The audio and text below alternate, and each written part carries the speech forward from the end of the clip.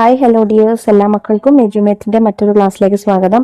ഇന്നത്തെ ക്ലാസ്സിൽ നമ്മൾ നോക്കാനായിട്ട് പോകുന്നത് 6ാം ക്ലാസ്സിലെ മക്കളുടെ കേരള പാഠാവലിയിലെ അവസാനത്തെ യൂണിറ്റിലെ ആദ്യ പാഠം ചെമ്പകപ്പൂവ് എന്നുള്ള ഒരു കവിത ആണ് കേട്ടോ. അതും അതിന്റെ ആശയവും അതുപോലെ അതിലെ മുഴുവൻ പ്രവർത്തനങ്ങളുമാണ് ചെയ്തു നോക്കുന്നത്.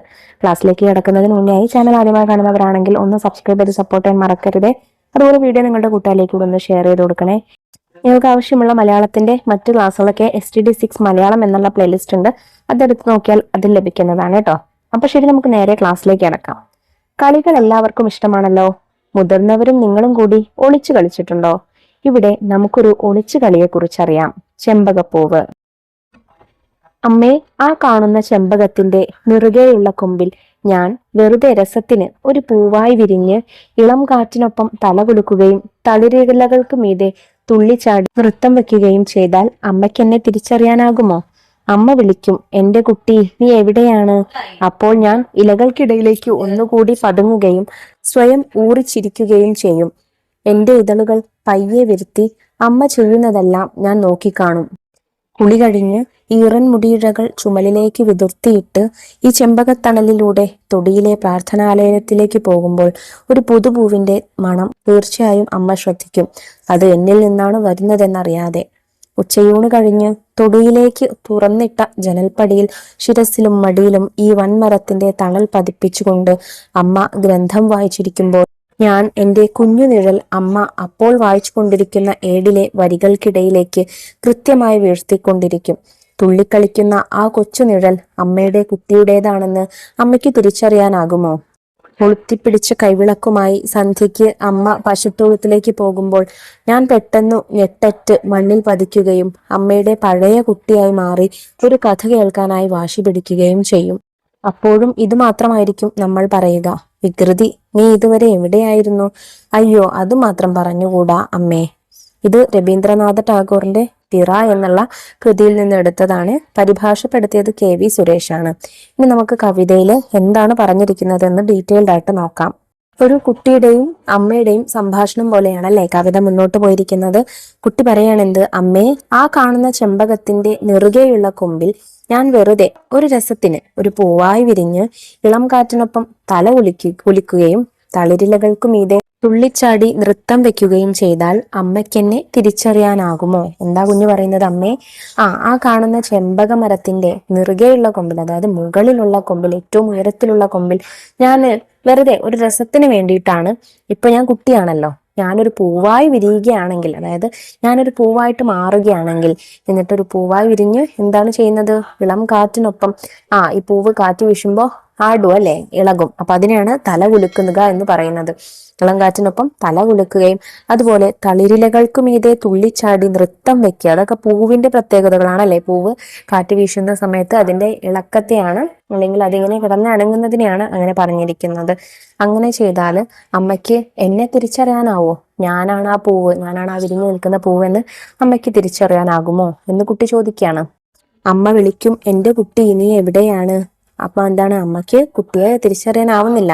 അമ്മ കുട്ടി എവിടെയോ പോയിരിക്കുകയാണെന്ന് വിചാരിച്ചിട്ട്, നമ്മളെ കാണാതാവുമ്പോ അമ്മമാര് വിളിക്കില്ലേ, എവിടെയാണ് നീ എന്ന് ചോദിക്കുന്നത്. അതുപോലെ അമ്മ ചോദിക്കും, എന്റെ കുട്ടി നീ എവിടെയാണ്?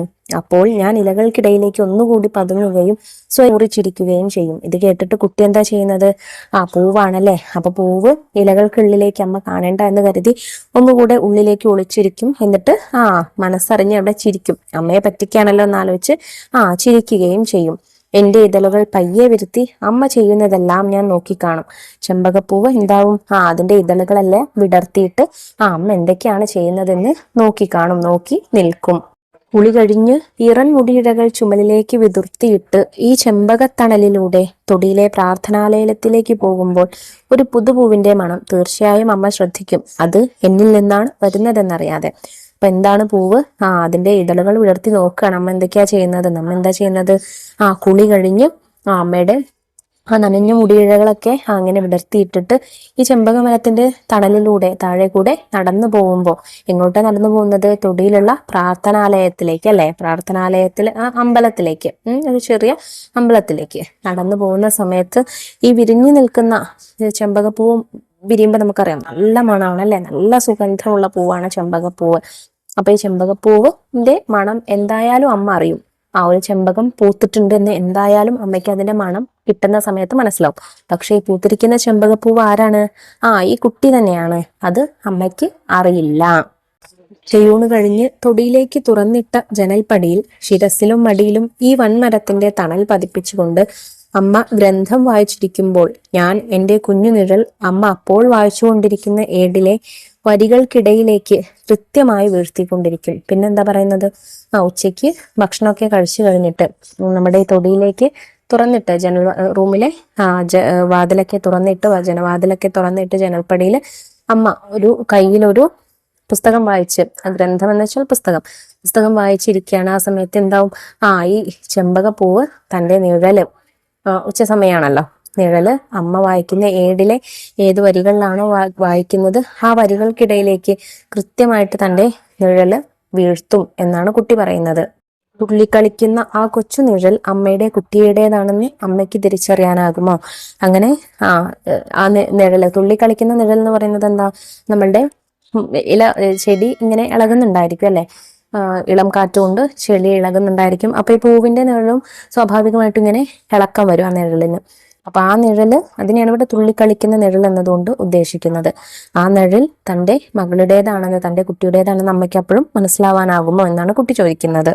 കൊളുത്തിപ്പിടിച്ച കൈവിളക്കുമായി സന്ധ്യയ്ക്ക് അമ്മ പശുത്തൊഴുത്തിലേക്ക് പോകുമ്പോൾ ഞാൻ പെട്ടെന്ന് ഞെട്ടറ്റ് മണ്ണിൽ പതിക്കുകയും അമ്മയുടെ പഴയ കുട്ടിയായി മാറി ഒരു കഥ കേൾക്കാനായി വാശി പിടിക്കുകയും ചെയ്യും. പിന്നെയോ രാവിലെ കഴിഞ്ഞു, ഉച്ച കഴിഞ്ഞു, സന്ധ്യയായി. സന്ധ്യയാവുന്ന സമയത്ത് അമ്മ കൈവിളക്ക് കൊളുത്തിപ്പിടിച്ചൊരു കൈവിളക്കുമായി നമ്മളുടെ ആരാധനാലയത്തില്, അമ്പലത്തില് വിളക്ക് വെക്കാൻ പോവാണ്. അങ്ങനെ വിളക്ക് വെക്കാൻ പോകുന്ന സമയത്ത് പൂക്കളൊക്കെ വൈകുന്നേരം സമയമാകുമ്പോൾ ചില പൂക്കൾ കൊഴിഞ്ഞു വീഴും അല്ലെ.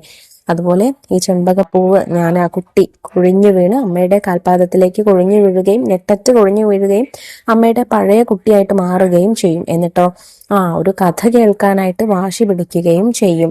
അപ്പോഴും ഇത് മാത്രമായിരിക്കും നമ്മൾ പറയുക. അപ്പോഴും ആ സമയത്ത് എന്തായിരിക്കും പറയുക? വികൃതി, നീ ഇതുവരെ എവിടെയായിരുന്നു? അമ്മ ചോദിക്കുന്നത്, വികൃതി കുട്ടി, നീ ഇതുവരെ എവിടെയായിരുന്നു? കുട്ടി എന്താ മറുപടി പറയാ? അയ്യോ, അത് മാത്രം പറഞ്ഞുകൂടാ അമ്മേ, ഞാൻ അത് മാത്രം പറയില്ല അമ്മേ എന്ന് കുട്ടി മറുപടി പറയും. അപ്പൊ ഇവിടെ ഒരു ചെറിയ കുട്ടിയുടെ കുസൃതി തരങ്ങളാണ് അല്ലെ കാണാൻ സാധിക്കുന്നത്. കുട്ടി ഒരു ചെമ്പകപ്പൂവായിട്ട് മാറുന്നു. എന്നിട്ട് ആ ചെമ്പകപ്പൂവായി മാറിക്കഴിഞ്ഞാലും കുട്ടിക്ക് വികൃതിയും കുസൃതിയാണ് കാണിക്കുന്നത്. അമ്മ എന്തൊക്കെയാ ചെയ്യുന്നതെന്ന് നോക്കി കാണുകയും അമ്മ നോക്കുന്ന സമയത്ത് ഇലകൾക്കുള്ളിലേക്ക് മാറി നിന്ന് ചിരിക്കുകയും, പിന്നെ അമ്മ കുളി കഴിഞ്ഞ് വരുന്ന സമയത്ത് നല്ല സുഗന്ധം പരത്തുകയും, അതുപോലെ ഉച്ചയൂണ് കഴിഞ്ഞ് പുസ്തകം വായിച്ചിരിക്കുമ്പോൾ അമ്മ വായിക്കുന്ന പുസ്തകത്തിന്റെ വരികൾക്കിടയിലേക്ക് നിഴലുകൾ ഇങ്ങനെ പരത്തുകയും, അതുപോലെ സന്ധ്യയ്ക്ക് അമ്മ പോകുന്ന സമയത്ത്, അമ്പലത്തിൽ വിളക്ക് വെക്കാൻ പോകുന്ന സമയത്ത് ഞെട്ടറ്റ് താഴെ വീണ് അമ്മ ഒരു കഥ പറഞ്ഞു തരൂ എന്ന് ചോദിക്കുകയും ചെയ്യും. അപ്പോഴും അമ്മ ചോദിക്കുന്നത്, നീ എവിടെയായിരുന്നു ഇത്ര സമയം എന്ന് ചോദിക്കുമ്പോഴും കുട്ടി എന്താ മറുപടി പറയുന്നത്? അത് മാത്രം ഞാൻ പറയില്ല എന്നല്ലേ. ഓക്കെ, അപ്പൊ ഇത്രയാണ് ആ കവിതയിലുള്ളത്. വളരെ എളുപ്പത്തിൽ മനസ്സിലാക്കാൻ പറ്റുന്ന കവിതയാണ്. നമുക്കിതിലുള്ള ചോദ്യങ്ങൾ നോക്കാം. ആദ്യത്തെ ചോദ്യം വായിക്കാം എഴുതാമാണ്. 1. ചെമ്പക കൊമ്പിൽ പൂവായി വിരിയുന്ന കുട്ടി ആദ്യം അമ്മയുടെ ശ്രദ്ധയാകർഷിക്കുന്നത് എങ്ങനെയെല്ലാം? ഇളം കാറ്റിനൊപ്പം തല കുലുക്കുകയും തളിരിലകൾക്ക് മീതെ തുള്ളിച്ചാടി നൃത്തം വെക്കുകയും ചെയ്യും. അങ്ങനെയാണ് ആദ്യം അമ്മയുടെ ശ്രദ്ധയാകർഷിക്കുന്നത്. ചോദ്യം 2. എന്റെ കുട്ടി, നീ എവിടെയാണ് എന്ന അമ്മയുടെ ചോദ്യം കേൾക്കുമ്പോൾ കുട്ടി ചെയ്യുന്നത് എന്തെല്ലാമായിരിക്കും? അമ്മയുടെ ചോദ്യം കേൾക്കുമ്പോൾ ഇലകൾക്കിടയിലേക്ക് ഒന്നുകൂടി പതുങ്ങുകയും ഊറിച്ചിരിക്കുകയും ചെയ്യും. ഇതളുകൾ മെല്ലെ വിരുത്തി അമ്മ ചെയ്യുന്നതെല്ലാം നോക്കിക്കാണും. ചോദ്യം 3. ഒരു പുതുപൂവിന്റെ മണം അമ്മയുടെ ശ്രദ്ധയിൽപ്പെടുന്നത് എപ്പോഴാവും? തൊടിയിലെ പ്രാർത്ഥനാലയത്തിലേക്ക് പോകുമ്പോൾ പുതുപൂവിന്റെ മണം അമ്മയുടെ ശ്രദ്ധയിൽപ്പെടുന്നു. ചോദ്യം 4.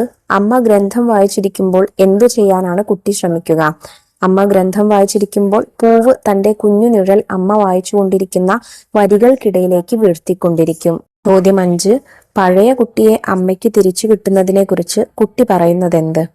കൊളുത്തിപ്പിടിച്ച കൈവിളക്കുമായി സന്ധ്യയ്ക്ക് അമ്മ പശുത്തൊഴുത്തിലേക്ക് പോകുമ്പോൾ പൂവ് പെട്ടെന്ന് ഞെട്ടറ്റ് മണ്ണിൽ പതിക്കുകയും അമ്മയുടെ പഴയ കുട്ടിയായി മാറുകയും ചെയ്യുന്നു. ചോദ്യം 6. അയ്യോ, അത് മാത്രം പറഞ്ഞുകൂടാ അമ്മേ എന്ന് കുട്ടി പറയുന്നത് എന്തിനെ കുറിച്ചാണ്? കുട്ടി അത്രയും നാൾ എവിടെയായിരുന്നു എന്ന അമ്മയുടെ ചോദ്യത്തിനാണ് അത് പറയില്ല എന്ന് കുട്ടി ഉത്തരം പറഞ്ഞത്. അടുത്ത ചോദ്യം, വരയ്ക്കാം, നിറം കൊടുക്കാം. കവിതയിൽ നിങ്ങൾക്ക് ഇഷ്ടപ്പെട്ട ചില സന്ദർഭങ്ങളെ ചിത്രങ്ങളാക്കൂ. ചിത്രത്തിനടിയിൽ ആ സന്ദർഭത്തെ സൂചിപ്പിക്കുന്ന വരികൾ എഴുതണേ. എളുപ്പമായിട്ടുള്ള പ്രവർത്തനമാണ്. നിങ്ങളത് ഗ്രൂപ്പുകളായിട്ടോ അല്ലെങ്കിൽ ഒറ്റയ്ക്കോ ചെയ്തു കൊടുക്കുക. ചിത്രം വരച്ച് ഏത് വരിയെ കുറിച്ചാണോ നിങ്ങൾ ചിത്രം വരച്ചത് ആ വരി അതിന് താഴെ എഴുതി കൊടുക്കുക. അടുത്ത ചോദ്യം, ചെമ്പകപ്പൂവായി മാറിയ കുട്ടി.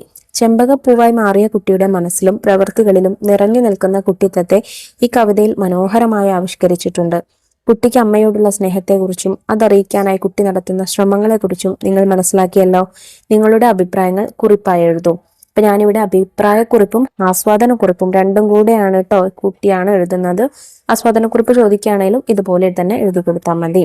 നോക്കൂ, ഇന്ത്യയിലെ തന്നെ പ്രശസ്ത എഴുത്തുകാരനായ രവീന്ദ്രനാഥ് ടാഗോറിന്റെ പിറ എന്ന കൃതിയിൽ നിന്നെടുത്തിട്ടുള്ളതാണ് ചെമ്പകപ്പൂവ് എന്ന പാഠഭാഗം. ഇത് മലയാളത്തിലേക്ക് പരിഭാഷപ്പെടുത്തിയത് KV സുരേഷാണ്. ഏറെ ഹൃദ്യമായൊരു കവിതയാണ് ചെമ്പകപ്പൂവ്. ചെമ്പകപ്പൂവായി മാറിയ കുട്ടിയുടെ മനസ്സിലും പ്രവൃത്തികളിലും നിറഞ്ഞു നിൽക്കുന്ന കുട്ടിത്തത്തെ ഈ കവിതയിൽ മനോഹരമായി അവതരിപ്പിച്ചിരിക്കുന്നു.